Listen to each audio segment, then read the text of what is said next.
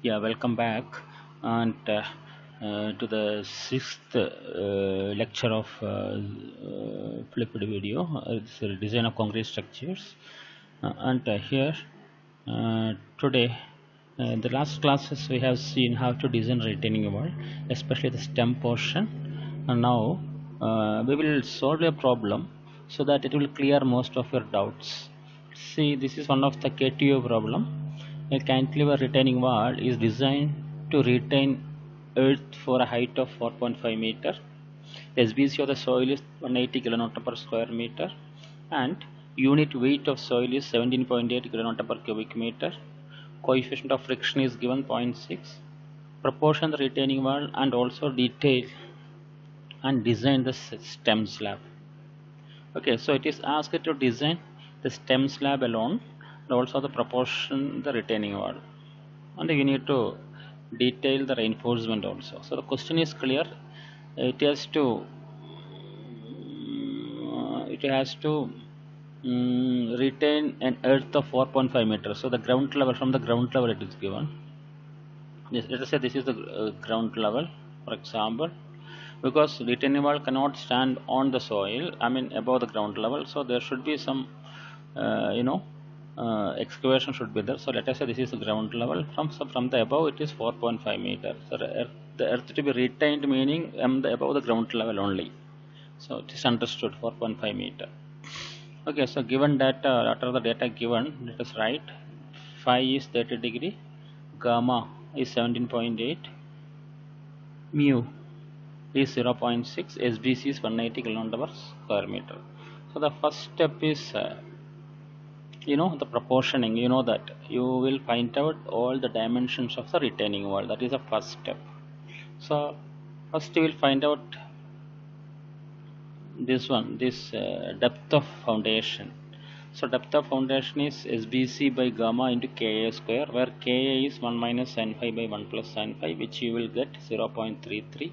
Substitute this value here. Everything is known to you. SBC is known, gamma is known. So you will get so using 180 by 117.8 into 0.33 square, it will become 1.1.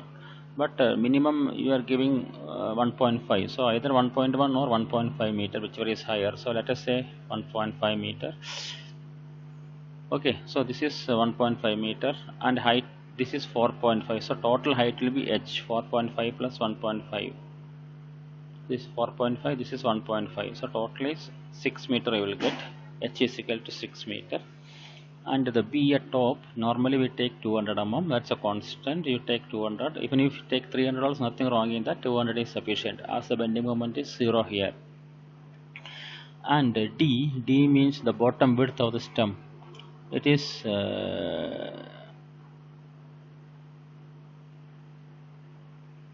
D is 0.1 H. It is 0.1 H. So 0.1 into 6 meter, it will come 0.6 meter. Then the width of base, which is normally it is taken as 0.6 h to 0.7 h. So let us take 0.6 h, 0.6 into 6, 3.6.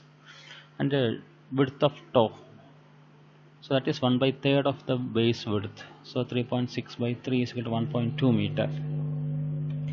And finally the thickness of the base slab, it is taken as same as that of width of stem at bottom, so it is 0.6 meters. So by this all the dimensions of the retaining wall is we got it. Okay, now the next step is we need to do the checks actually. So stability checks, overturning, sliding, and soil pressure. So I'm not because we have done a lot of problems on this, so we are not going to do how to find out overturning moment, restoring moment, and all these things. But I have found out overturning moment OM, it is coming as 649.9 kilonewton meter, and restoring moment is 211.4 kilonewton meter. So as per the code, restoring moment by overturning moment should be greater than 1.55. In our case it is coming 3, which is greater than 1.55. So we are safe. The retaining wall is safe in overturning. Next is sliding.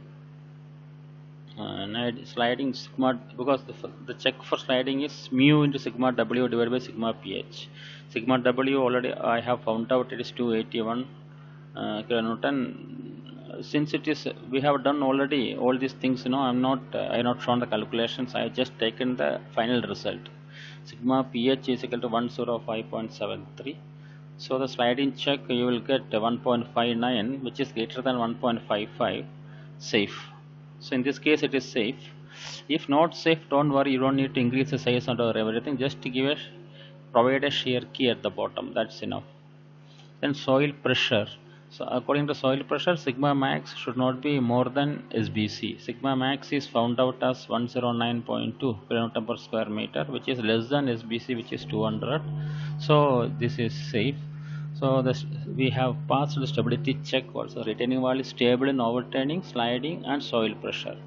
Now the next step is the design of the stem. Stem means this blue color portion. This one we need to design. You know that when you design is based on bending moment and shear force. So you need to calculate the bending moment.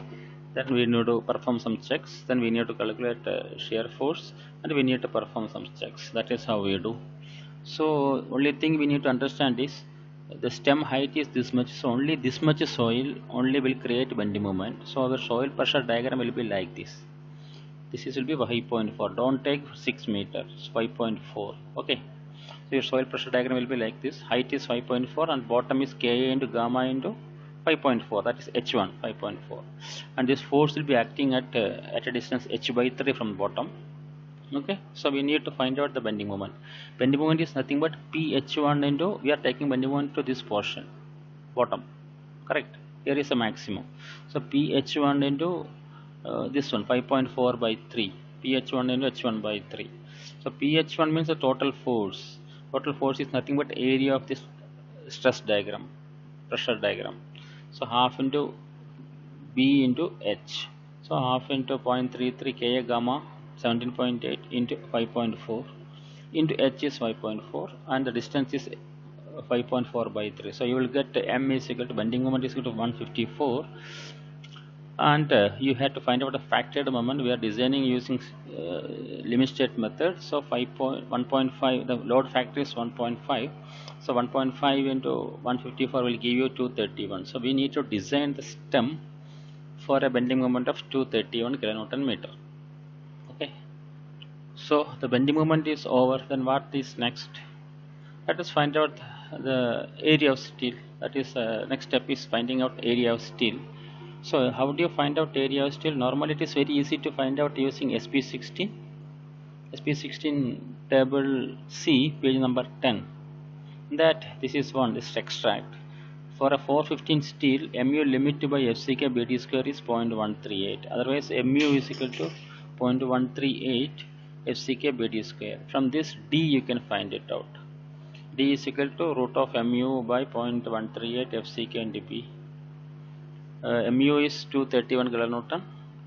So converting it Newton millimeter into 10 to the power 6 divided by 0.138. FCK is 25 given in the question. B we are taking 1 meter length of the retaining wall, so it is 1000. So you will get D is equal to 258. So D required to take this much bending moment is only 258, but we have given 528 because this is 600 we have given. Correct. How this 528 comes is, this is, we are talking about effective depth. Okay, this D is effective depth. So D effective is nothing but, because this is your retaining wall, this total is outer to outer 600, this is 70, this cover is 70 because soil is there, and this assume that the diameter of the bar we are using is 16 dia. Okay, so the D effective is from here to center of the reinforcement. So total is 600 minus 70 minus 8, 16 by 2. So that is how it is coming 522. So we need only 258, but we have provided 528 for 2022. So we are on the safer side, right? So reinforcement D you got it. Once we got D, the next is for finding out the area of steel. So please see the figure. This is a stem. I have shown because this is a soil side. Okay, when the pressure comes, the retaining wall will bend like this. Because this side it is a tension, this side it is compression. Usually we are providing reinforcement to take care of tension because concrete is weak in tension. So this red color bars, it is called the main bar. Okay, and this green color, the outer side, and this it is called distributors. Okay, so what you are going to find out is reinforcement, that is main bar and distributors. Okay, so for finding out area of steel, we have seen a number of times, previously, when we are finding out designing beam, slab, and foundation. The procedure is like this: you will find out mu by bd square. Mu is given to you. We have found out 231. B is 1000. D is 522. Then once you got mu by bd square, then this value using SP16, mu by bd square is how much is coming?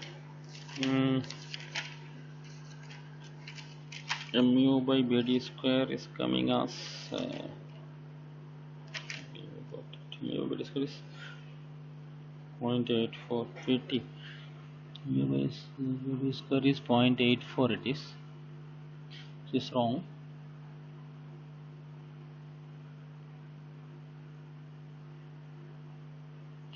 It is coming 0.84. pt is coming 0.246. 0.246. There was an error, so 0.246 it will come pt from the SP16. So once using for this 0.84, this pt is 0.246. So pt is nothing but a percentage of steel, that is AST by BD into 100. From this we can find out AST. AST is coming as 1284. Remember, this D should be the complete D. Okay, right? So 1284 will come. So assume that you are using 16 mm dia bars. Therefore spacing is small a into 1000 divided by AST, where small a is area of the bar which you are using. It is pi d square by 4, pi into 16 square by 4. So from this we will get 156. So let us say 150 mm. Maximum spacing is 3D, 3 into depth.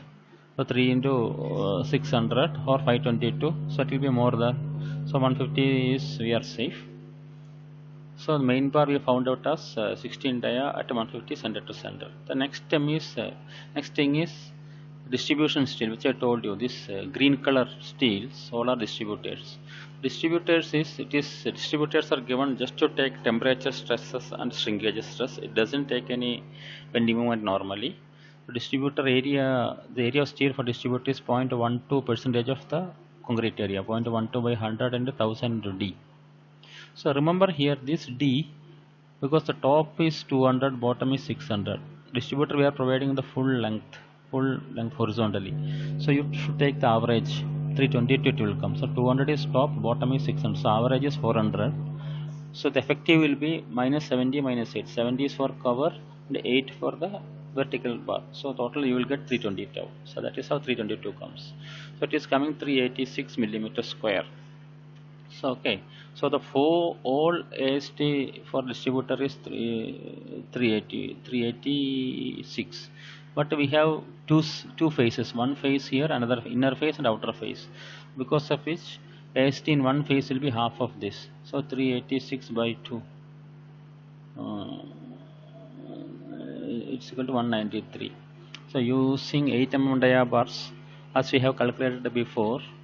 So your spacing, you can find it out as 8 dia at 250 mm. So you will get 8 dia at 250 mm.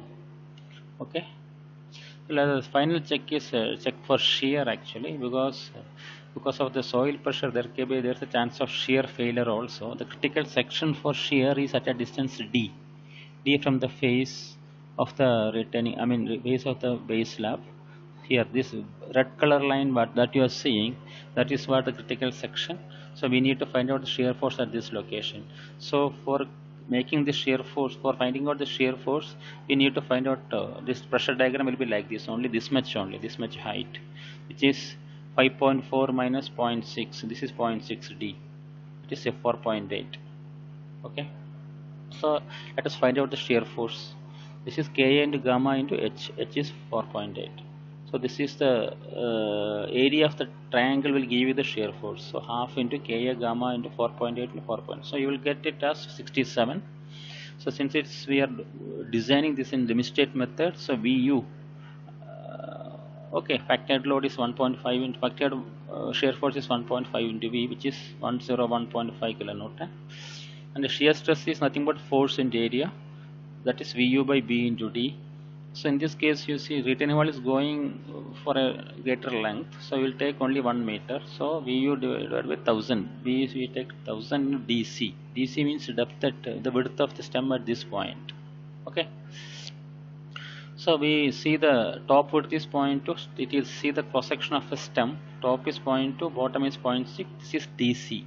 And height is 5.4. So using similar triangle, you can find it out. DC is equal to 550. You will get. But the effective value we need. So effective is nothing but 550 minus 70 minus 8. 70 is cover. 8 is the thickness, the diameter of the half the diameter of the bar. So substituting this one for 72, you will get. That is how 550 minus 70 minus 8 is 472. So equal to 472. So tau V is equal to Vu by Bd. So you will get 0.21.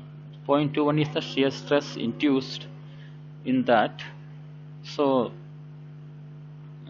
we need to check the actual permissible value of that one. So we already know permissible value is calculated using the table 19 of IS 456. Okay. For that we should know the percentage of steel PT. PT we already calculated as 0.246. Sorry, not 0.84, 0.246. 0.246 from previous slide.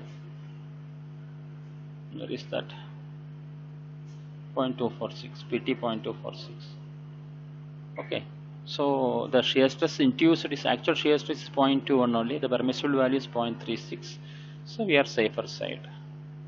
Okay. So our retaining wall is safe in shear also. Now this is a summary of the reinforcement. Main bars we got 16 dia at 150 center to center, and distributors is 8 dia at 250 center to center. So as I told you, this is a main bar.